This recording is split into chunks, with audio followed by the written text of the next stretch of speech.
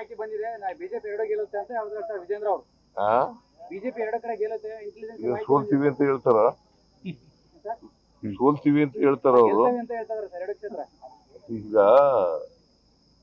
ಬಿಜೆಪಿಯವರು ಏನೇ ಹೇಳಿದ್ರು ಕೂಡ ಜನ ನಮ್ಮ ಗ್ಯಾರಂಟಿ ಯೋಜನೆಗಳನ್ನ ಮೆಚ್ಕೊಂಡಿದ್ದಾರೆ. ಗ್ಯಾರಂಟಿ ಯೋಜನೆಗಳು ಈ ಸಾರಿ ಜನ ವೋಟ್ ಹಾಕ್ತಾರೆ. ಗೊತ್ತಾಯ್ತಾ?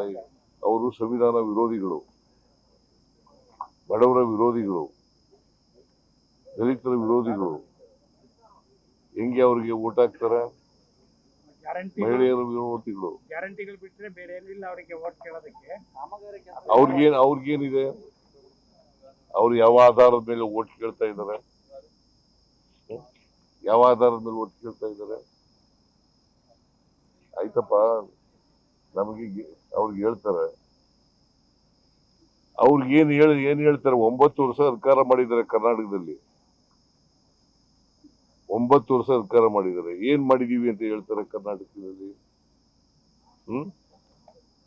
ಏನ್ ಮಾಡಿದ್ದಾರೆ ಅಂತ ಹೇಳ್ತಾರೆ? ಸುಮ್ಮನೆ ಏನೋ ಹೇಳ್ತಾರೆ ಅವರು. ನಾವು ಬಡವರ ಪರವಾಗಿರ್ತಕ್ಕಂಥ ಪಕ್ಷ, ಎಲ್ಲರೂ ಒಟ್ಟಿಗೆ ತಗೊಂಡು ಹೋಗ್ತಕ್ಕಂಥ ಪಕ್ಷ. ಅವರು ಸಮಾಜ, ಧರ್ಮ ದೇಶದಲ್ಲಿ, ಜಾತಿ ಹೆಸರಲ್ಲಿ ಸಮಾಜ ಹೊಡಿತಕ್ಕಂಥ ಪಕ್ಷ. ಅದರಿಂದ ನಾವು ಎಲ್ಲ ಜನರನ್ನು ಒಟ್ಟಿಗೆ ತಗೊಂಡು ಹೋಗ್ತಕ್ಕಂಥ ದಲಿತರು, ಹಿಂದುಳಿದವರು, ಅಲ್ಪಸಂಖ್ಯಾತರು, ಮಧ್ಯಮ ವರ್ಗದವರು ಎಲ್ಲರನ್ನು ಕೂಡ ಒಟ್ಟಿಗೆ ತಗೊಂಡು ಹೋಗ್ತಕ್ಕಂಥ ಪಕ್ಷ. ಜೆಡಿಎಸ್ ಅಲ್ಲಿ ಕುಟುಂಬ ರಾಜಕಾರಣ ಮಾಡ್ತಿಲ್ಲ, ನಾವು ಜನರೇ ನಮ್ಮನ್ನು ಕರ್ಕೊಂಡ್ಬಂದು ರಾಜಕಾರಣ ಮಾಡಿದ್ರು. ಯಾರು? ಕುಮಾರಸ್ವಾಮಿ ಅವರು ಮನೇಲಿ ಏನ್ ಮಾಡ್ತಾರೆ?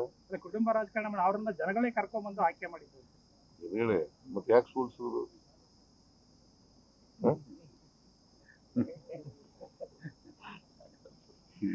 ಈಗ ಚನ್ನಪಟ್ಟಣದಲ್ಲಿ ಸೋತವ್ರು ಯಾರ್ರಿ? ಮೂರು ಸರಿ ಅವ್ರ ಮಗ ಅಲ್ವಾ? ಅವ್ರಿಗೆ ಗೆದ್ದಿದ್ರಲ್ಲ 23ರಲ್ಲಿ ಗೆದ್ದಿದ್ರಲ್ಲ, ಅಲ್ಲಿ ಸೋತರು. ಯಾಕೆ?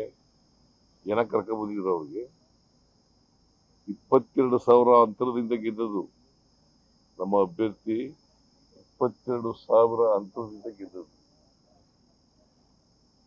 ಕುಟುಂಬ ರಾಜಕಾರಣ ಮುಖ್ಯಮಂತ್ರಿ ಕೂಡ ಮಾಡ್ತಿದ್ದಾರೆ ಅಂತ ಹೇಳ್ತಾರೆ. ಮುಖ್ಯಮಂತ್ರಿ ಕೂಡ ಕುಟುಂಬ ರಾಜಕಾರಣ ಮಾಡ್ತಿದ್ದಾರೆ ಅಂತ ಕುಮಾರಸ್ವಾಮಿ. ಆಯ್ತಪ್ಪ, ಅವರು ಹೇಳ್ಬೇಕಾದ್ರೆ ಅವ್ರ ಕುಟುಂಬ ರಾಜಕಾರಣ ಮಾಡಬಾರ್ದಲ್ವಾ? ಅವ್ರಪ್ಪ, ಅವ್ರ ಮಕ್ಳಿಬ್ರು, ಮೊಮ್ಮಕ್ಕಳು, ಅವ್ರ ಮೊಮ್ಮಗ ಸೊಸೆ, ಇಬ್ರು ಸೊಸೆದಿರು, ಆಮೇಲೆ ಇಬ್ರು ಮೊಮ್ಮಕ್ಕಳು, ಎಷ್ಟು 4 ಜನ ಮೊಮ್ಮಕ್ಕಳು. ಜನ ಬಯಸಿದ್ರೆ ರಾಜಕಾರಣ ಮಾಡ್ಲಿ, ಮಾಡಬಾರ್ದು ಅಂತ ಹೇಳಲ್ಲ ನಾನು.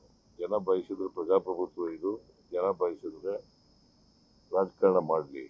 ಆದ್ರೆ ಜನ ತಿರಸ್ಕಾರ ಮಾಡಿದ ಮೇಲೂ ಕೂಡ ಅದನ್ನು ಹೇಳೋದು ಇದೆಯಲ್ಲ, ಅದು ಇಟ್ ಇಸ್ ನಾಟ್ ಕರೆಕ್ಟ್.